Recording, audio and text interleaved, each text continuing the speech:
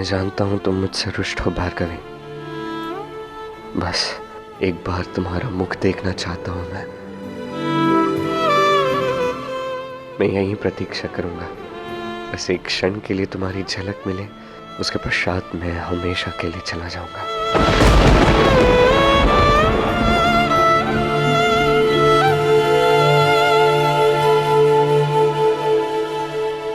ये पुष्प द्वार पर रखकर चला गया है कोई तेरे लिए।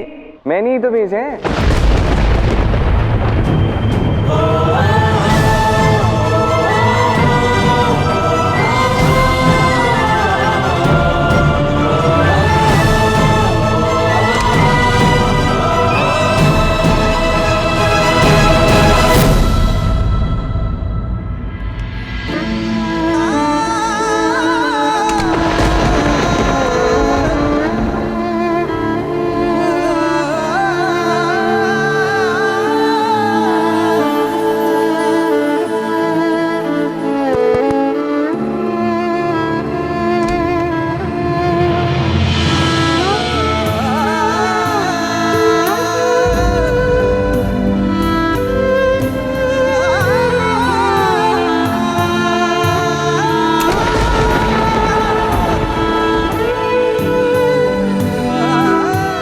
भिक्षां देहि।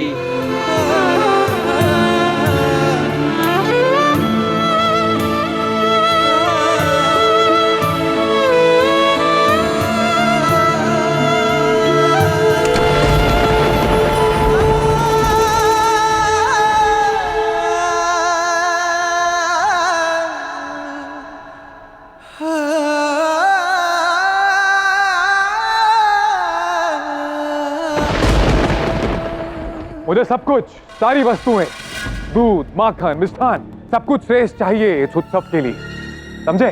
जी राजकुमार। बहुत अच्छे वासु, कितना समझदार है मेरा भाई। इतना सब कुछ होने के पश्चात भी कितने उत्साह से तुम इस उत्सव की तैयारी कर रहे हो वासु, सबको प्रसन्न करने के लिए। सच में बहुत भाग्यशाली हूं मैं कि तुम मेरे भाई हो।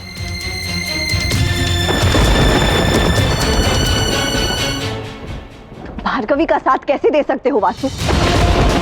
मुझे लगा था कि तुम में इतनी दया भावना तो होगी, तुम अपनी ही बहन के वैवाहिक जीवन में कोई विघ्न उत्पन्न नहीं करोगे। तुम सदैव से मुझे ही दोषी समझती आई हो पद्मा।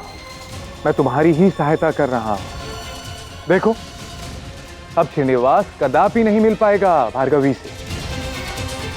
और रही बात भार्गवी की सहायता करने की, मैं तुम्हें क्या बताऊं, तुम श्रीनिवास से प्रेम करती हो, इसलिए भार्गवी को ढूंढते हुए यहां तक आ गई, क्योंकि तुम्हें ज्ञात है कि इससे श्रीनिवास को प्रसन्नता मिलेगी। तो तुम ये क्यों नहीं समझ पा रहे कि मैं भार्गवी से प्रेम करता हूं? तुम यही चाहती हो ना कि तुम्हारे और श्रीनिवास के बीच में कोई ना आए। तो ठीक है, ठीक है, वैसा ही होगा जैसा तुम चाहती हो।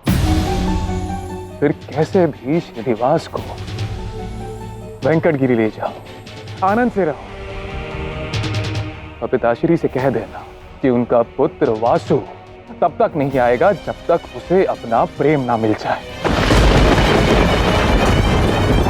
तुम्हारा तो मैं नहीं जानती वासु, मैं नहीं जानती कि तुम्हारे मन में क्या चल रहा है, किंतु मैं इतना अवश्य जानती कि अब मैं मेरे और श्रीनिवास के मध्य कोई बाधा नहीं आने दूंगी।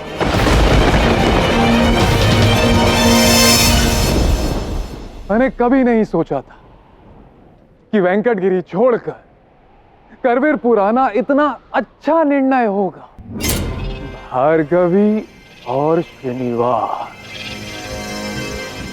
वो दोनों लोग जिन्होंने मेरे जीवन को नर्क बना दिया है, उन दोनों को दुखी देख पा रहा हूं।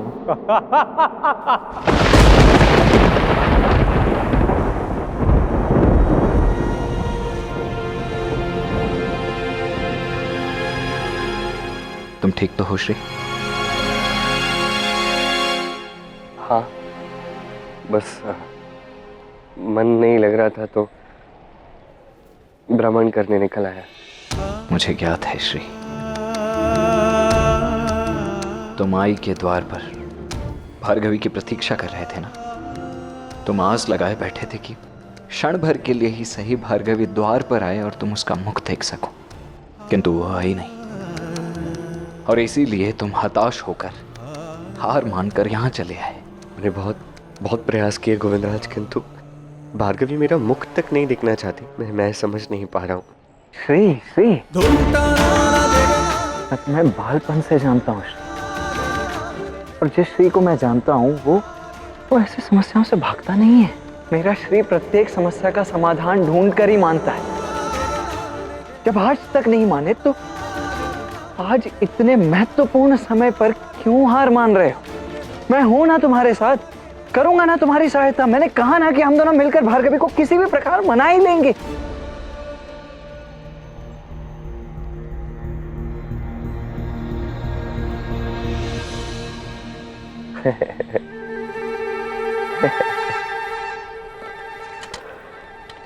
मुझे हार नहीं माननी है ना। कदापि नहीं माननी है। हाँ, नहीं माननी है। पता है, तब से आप कह रहे हो ना कि हो सकता है, तो मुझे भी लग रहा है, विश्वास हो रहा है कि सब ठीक हो सकता है। मुझे लगता है भार्गवी मान सकती है। यही हुई ना बात श्री, यही तो मैं कह रहा हूँ। यदि तुम ठान लो तो ऐसा कुछ भी नहीं है जो तुम नहीं कर सकते हो। तुम्हें बस योजना बनानी है। एक बार योजना बनाओ, मुझे बताओ करना क्या, फिर मैं तो सदैव हूं ही ना तुम्हारे साथ। अब बस ठाना है, योजना बनानी। योजना बनानी, बना ली योजना। अब चलिए मेरे साथ। बना चलिए। अरे कहीं ये योजना कोई गड़बड़ तो नहीं है? इतनी शीघ्र कैसे ही? श्रीनिवास और गोविंदराज के लौटते ही हम वेंकटगिरी के लिए प्रस्थान करेंगे।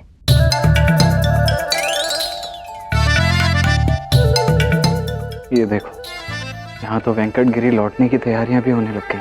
अब तो बताओ कि योजना क्या है तुम्हारी? सब बताऊंगा, थोड़ी प्रतीक्षा कीजिए ना। श्रीनिवास, अच्छा हुआ जो आप दोनों आ गए। मैं अभी सेवकों से यही कह रही थी कि हम शीघ्र ही वेंकटगिरी के लिए प्रस्थान करने वाले हैं।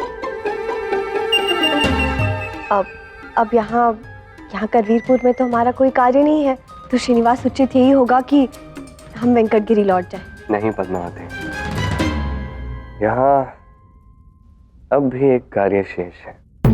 कैसा कार्य श्रीनिवास? अब ये वही कार्य तो मैं गोविंदराज को बता रहा था। क्यों गोविंदराज? मैंने बताया ना आपको, बताइए।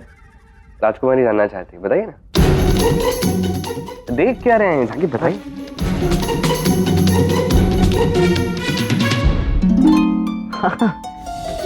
अभी मुझे वही बता रहा था कि अब आगे जो कार्य शेष है उसके विषय में विस्तार में बता रहा था।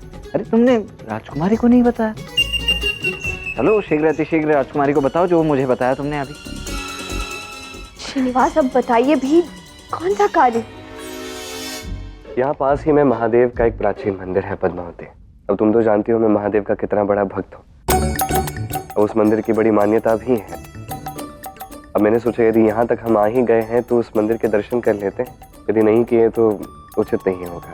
ये तो बहुत ही अच्छा कार्य है श्रीनिवास, मैं भी आपके साथ चलूंगी। अब नहीं पद्मावती, वो मंदिर जो है ना वो क्या है, वो बड़ी गहन गुफा के भीतर है। अब वहाँ जाने का मार्ग जो है वो बड़ा ही कठिन है। तो वहाँ तुम बताओ, बड़ा ही कठिन होगा तुम्हारे लिए। श्रीनिवास, यदि आप मेरे साथ हैं तो मेरे लिए कोई भी मार्ग कठिन नहीं है। नहीं पद्मावती, पहले ही मैंने तुम्हें बहुत दुख पहुंचाया, अब और नहीं दुख पहुंचाना चाहता। तुम चिंता मत करो, मैं जाता हूँ और अकेला नहीं जाऊंगा, मेरे साथ गोविंदराज भी आएंगे। हाँ? अच्छा, मैं चल रहा हूँ तुम्हारे साथ। हाँ श्रीनिवास, ठीक कह रहे हैं। यदि तुम उनके साथ जाओगे तो मुझे भी चिंता नहीं होगी। ठीक है, अब जब आप इतना आग्रह कर रही हैं तो अब राजकुमारी का आग्रह मैं कैसे टाल सकता हूँ? तो मुझे लगता है कि अभी हमें इसी क्षण प्रस्थान करना चाहिए। अभी शीघ्र जाएंगे तो शीघ्र लौट कर भी आएंगे, फिर शीघ्र हम वेंकटगिरी भी जा पाएंगे। हाँ श्रीनिवास, यही उचित रहेगा। आता हूँ पद्मावती। ये तुम कहाँ उलझा रहे हो मुझे श्री? आप बस देखते जाइए गोविंदराज, इस बार की जन्माष्टमी अत्यंत विशेष होने वाली है।